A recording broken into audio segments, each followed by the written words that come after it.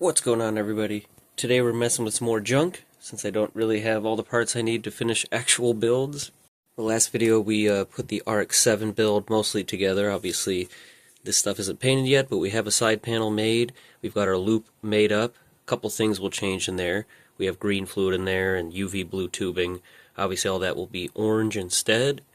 And what we had on this Falcon before we water cooled it twice was this cooling setup here, just an intake 140mm fluid bearing fan, and this allowed us to keep the back fans, the OEM ones, down to like 30% and still keep the system in the 40s across the board. This other Falcon we've messed with in the past, this is from our junk pile, one of the red ring ones, and this one was working again. This was one of the ones, along with a couple other Xenons, that we got to work pretty consistently. But then we were messing with this one more, and it would throw another red ring code once in a while. It seemed to be kind of random, but for the most part it wasn't until the system was warmed up. It always cold started fine. So, to see if we can get it to be consistent, we're going to put that cooling setup on here. We've already started to put it in. We've got our normal fans in the back. Our fan shroud that has the GPU side mostly all blocked off. It's obviously not airtight. So these are going to be able to both pull air from the CPU side, big fan blowing air down, and the GPU side is basically able to just exit out the front and the top. It's sort of like a cross-flow situation. We've got a little divider that goes down the middle here to kind of keep those sides separate. And yeah, that's pretty much it. We're going to put it back together the same way we did in the previous video. Test it out over and over again. If it stays consistent and stops throwing codes, we can go back and actually kind of finish it off. What we will do is still put the RGB LED strip that was in there. We're going to leave that. I kind of want to use... this was actually a test panel for our original Jawbreaker build, and we're just going to kind of keep it clean, simple, all white. I might try to paint the side panels similar to this, or at least some kind of colorful flake. I actually have a white RF board. We're just going to throw that in there. RGB lights, white, colorful, that's it. But for now, let's finish putting it together and make sure it's actually going to work for us. Here she is. If you've been watching the last few videos, pretty much looks the same as it did on the other Falcon. One thing I forgot about is that we used this shell that had a broken piece here, so I figured I'll use the back panel that also has broken pieces up here, especially since it's one of the only HDMI back shells I have left. Maybe we can do kind of a full Jawbreaker style. The last one we did had like the jagged window cut out. Maybe we can just do something like that around here since it's all broken. But for now it's time to plug it in, make sure it actually turns on still, and see if it ever crashes.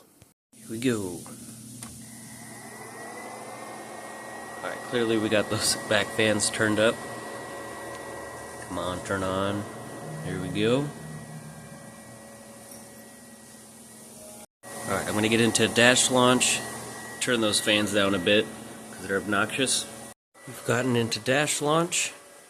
As we can see, we're holding steady around 40. I would hope so with the fans turned up that high. Let's see. Okay, so it's saying 40.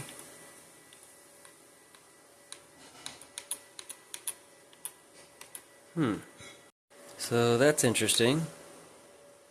I guess it's just, no matter what, it wants them all the way up. This isn't changing anything. Unfortunately, I think that means we'll either have to just wire those to 5 volts or just replace them with some other fans that aren't going to be obnoxious at 12 volts. But for now, let's make sure this thing keeps working. Let's go ahead and game on it for a while. Playing for a little while now, almost an hour. Haven't had any issues yet. We're still hovering right around these temps. And I think our best move, since you can't adjust them anyway with that plug, it's just sending full power. So I think we'll just connect those fans to the 5 volts and just leave it steady at that. Yeah, it's going to be a little bit warmer, of course, but it should definitely stay under 50 across the board. So while I'm in here, I wanted to try a couple things. I turned this heatsink sideways. I put a regular fan shroud back in. So technically this can still pull air from this side. These heat sinks do have fins on the sides a little bit. We took the cable from these fans and spliced them into our DVD cable, so 5 volts. Just put a my own 3-pin on there. We still have these on the 5 volts as well. Should have scotch tape or just throwing this together. On the 12 volts, I added some extra LEDs just because there was nothing else plugged into there. I figured since this is putting out full 12 volts right now anyway on the motherboard, we just went ahead and reversed the thrusters on this one so that it can be plugged in directly to that 3-pin, so that this will be on 12 volts still, and these should be on 5, 5, 12, 6, 4, 3, 2, 1. And the idea is, it seemed like almost more air was coming out the top than out of the front anyway, so I think turning this might improve that a little bit. I also had random pads, thermal pads, so we just put those underneath the motherboard for the RAM.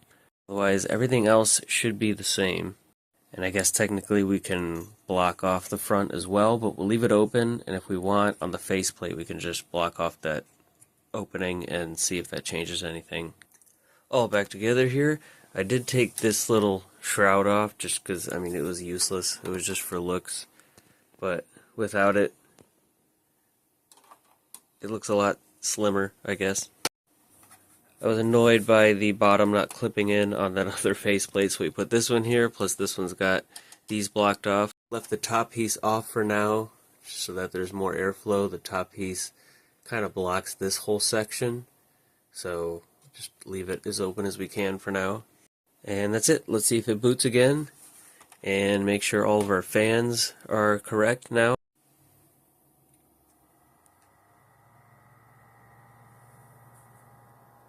Definitely seems like that's on 12.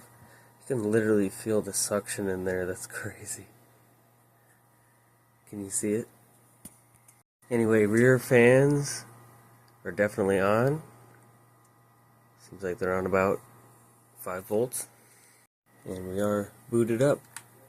We'll be back when we are in. You can see how much brighter it is. You can actually barely see the RGB, which is what I was curious about. I had a random dual strip of the bright white LEDs.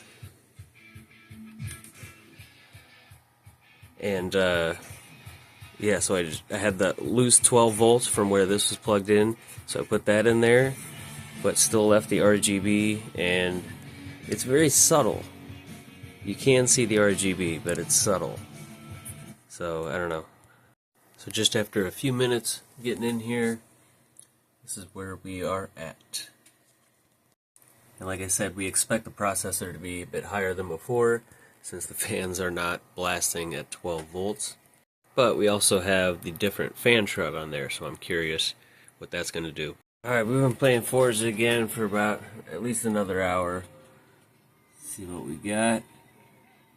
Alright, so I can't say the changes we made on the inside made a huge difference. Obviously, with the fans being at half what they were before, we expected it to be a little higher, but it seems to not want to really hit 50.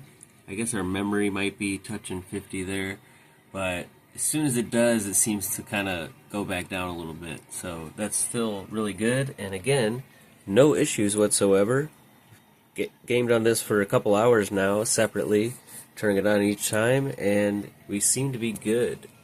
Now I'm curious on which way we should go, leave the RGB, or just leave the all white. And yeah, I don't specifically have a plan or anything for this one yet, but at least I have one that I can use that's HDMI while we take apart the other Falcon a bunch of times. I'll have the RX-7 stuff on here, but we should be getting that board back soon. Might have actually been found. So we'll have to take this stuff off, put it on that one, and then we can finally try the actual stealth build with this Falcon. As in, actually get the disk drive working for it and see if we can water cool it with that and not have anything sticking out. I actually have an idea for this situation, at least for the stealth build, not necessarily on all of them. I don't not like that the radiator sticks out, but I have an idea, which is getting one of those Nyko coolers and just taking like the stuff out of the inside, just clipping it on the back. Technically not OEM, but you wouldn't think twice looking at one of those on the back that there's a radiator inside. But yeah, let me know what you guys think. And then we still have that other Xenon that has the two 120mm fans on the side. That one does have bulging caps though, so that's not something I'm necessarily going to build on yet until those are replaced at least.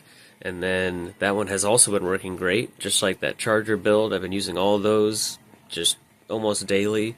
And so this one wouldn't be like those. I would sell them, cheap, obviously, just like the charger build. It's $100 shipped. And that's it, guys. Thank you so much for watching. Check out the Discord. We still have a couple systems up for sale, although we might be using the Xbox One S as the next giveaway build. And the link in the description for the membership if you want to join to win giveaways. We just gave away an all-digital 360 Slim. That was our first modded system, but our third full 360 bundle. We've given away other small things, controllers, faceplates, things like that. Don't forget to not like, comment, or subscribe. We'll see you guys in the next video. Thank you for watching.